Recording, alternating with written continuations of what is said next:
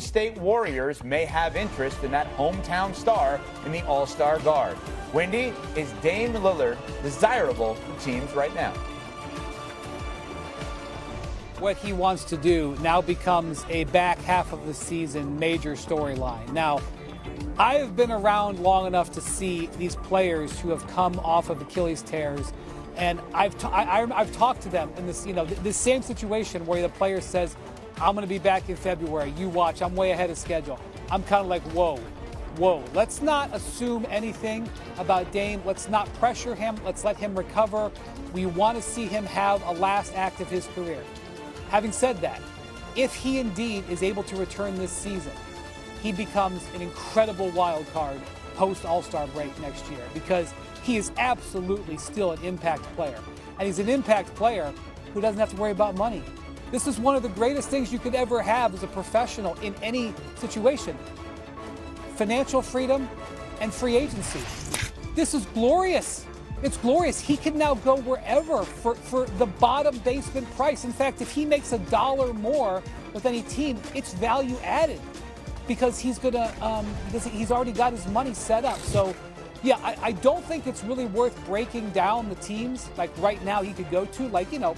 It's interesting to talk about his hometown and going to the Warriors, but I think he owes himself focusing on his rehab and then looking at what the best landing spot for him might be. But man, oh man, can you imagine a contender that looks like maybe even as far as April?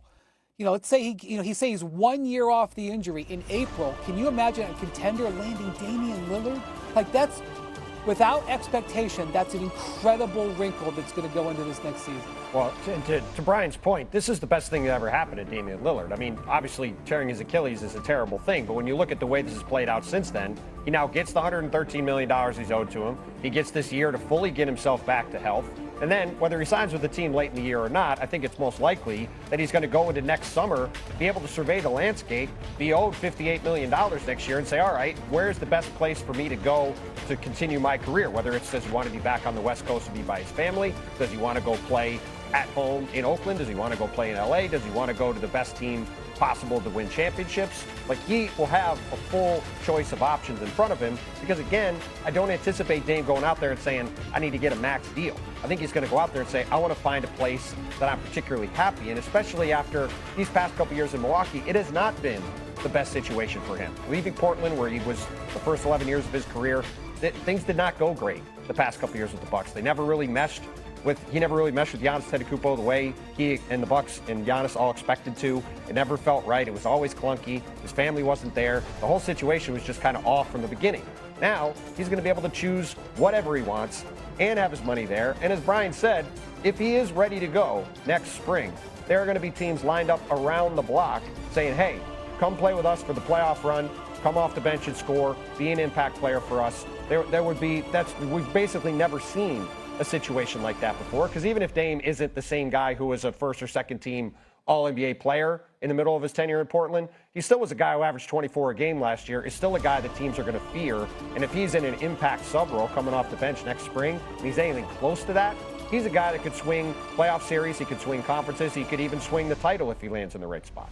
This is a league-changing thing that is hovering over everybody right now. This is Thanos coming. This is White Walkers. Winter is coming because Dame Lillard is going to add his talents to a contender. He's not going to go out there and try to rebuild. I know people are talking about Miami and stuff like that. He's not going to go rebuild with the team. He is going to be an addendum to a team that is already going to be in the championship spotlight, right? And he's also going to be able to do that without having to gamble. He's going to look and see who is best positioned to win a championship.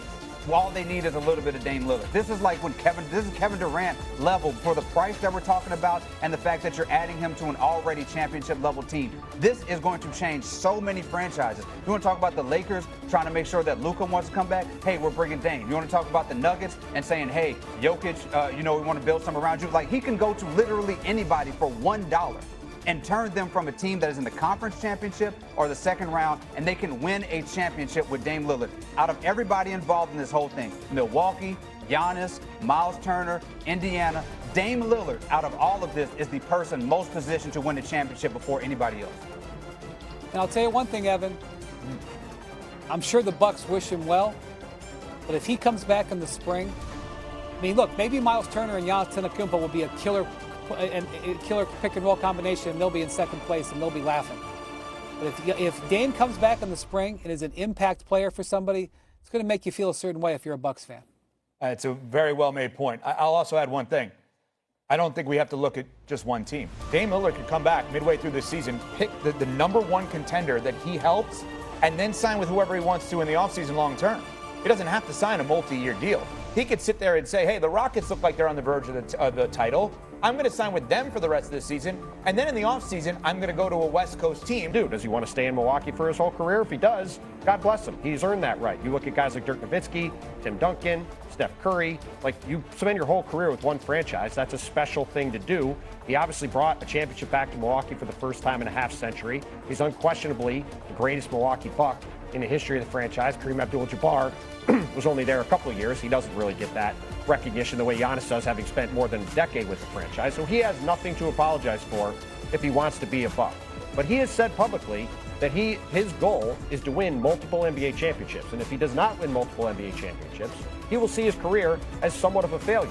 And it's very hard to sit here objectively and look at the Bucks going forward and see a path to them being a multiple-time championship team, particularly when they are out all of their draft picks and now have 10 to 15% of their salary cap tied up in money they can't do anything with for the rest of the decade. And at the end of the decade, Giannis Antetokounmpo is going to be 35 years old. So that is where this question, I think, comes down to, frankly, for me, this summer, even after this Miles Turner move. They're now paying Miles Turner essentially $50 million a year the next 4 years. Giannis Antetokounmpo wants to play alongside him. He thinks that gives him a chance to win as much as he can in Milwaukee and be happy with it. Great. But if he wants to win championships, it's very hard to see how he's going to do that as a Buck. Wendy, we're posing this as a hypothetical, right? Should he want to stay in Milwaukee? Has that decision already been made? I mean, if you're the Bucks, do you make a move like this knowing that there's a possibility he could leave? Don't you already know he's there? I don't know everything, and I don't know that the Bucks know that. I did not see a comment from Giannis yesterday. I saw a strange social media post that was left open to interpretation. And I'm not afraid to say that I don't know. If Giannis comes back from Greece in 3 weeks and says, my God, I've dreamed of Miles Turner being my teammate, double me down, where's my contract extension? I'll be like, man, what an amazing move. What an awesome move. But I don't think this moves the needle. It's a good move. It's a absolute pure guts. Like, when I talked to executives yesterday, like, the first level of the conversation was like, wow, man, John Horst and that ownership group talk about guts. Like, on a level, they were like, I don't have those kind of guts. Maybe I should reevaluate what I'm doing. And if I'm another star player out there, I'm saying, look at what this team is doing. You know, like, why won't my team do this? Like, there's a level of fascination and awe. But when the smoke clears, eighth. The odds makers don't mess around. The odds makers don't play with emotions. The odds makers can see what the team has. So, you know, one of the things that in my world I live in, like, you know, because I'm from Cleveland, people in Cleveland are like, why haven't the Cavs traded half their roster? They lost in the second round last year. How can they possibly come back with this same team? You know, I'm always in New York. People are like, how come the Knicks haven't done a trade? You know, if the Knicks don't make the finals next year, blow it up. I'm like, are you guys paying attention to what's going on? Like, these teams that are all around you in the Eastern Conference, like, they've got these injuries and they're getting worse. They're getting worse. Like, Milwaukee and Cleveland and New York are just sitting there going, hey, we're just going to bring our team back and look at what's happening. All these teams around us are like we were worried about the Pacers. See, the Celtics just took away their entire roles. All their role players are pretty much gone. You know, the Bucks.